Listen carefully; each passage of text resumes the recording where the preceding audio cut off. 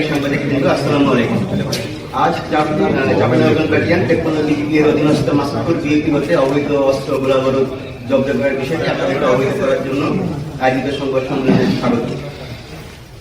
আসন্ন ত্রয়োদশ জাতীয় সংসদ নির্বাচন ও গণভোটকে সামনে রেখে সীমান্ত দিয়ে অবৈধ অস্ত্র গোলাবারুদ ও বিভিন্ন ধরনের চলাচল প্রতিরোধের লক্ষ্যে বিজিবি মহার্জুন পরিচালক মহোদয়ের নির্দেশনা অনুযায়ী 53 বিজিবি কর্তৃক সীমান্ত রেখায় গোয়েন্দা তৎপরতা ও টহল জোরদার করা নিয়েছি।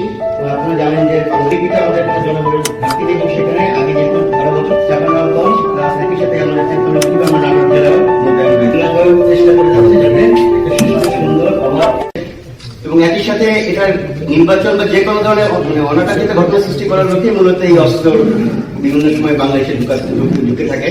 বাট আমরা বিজিবি সদস্যরা সবসময় তৎপর থেকে সীমান্তে 24টা ঘন্টা যাতে কোনো ধরনের অবৈধ চোরাচালান যাতে না ঘটে, সেটা অস্ত্র হোক, মাদক হোক বা গরু হোক।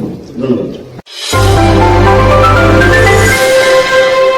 আমরা চাঁপাইনবাবগঞ্জ 3 সদর আসনের জন্য আমরা এখানে দায়িত্ব পালন করছি। এখানে আমাদের অলরেডি 4 প্লাটুন মোতায়েন থাকবে।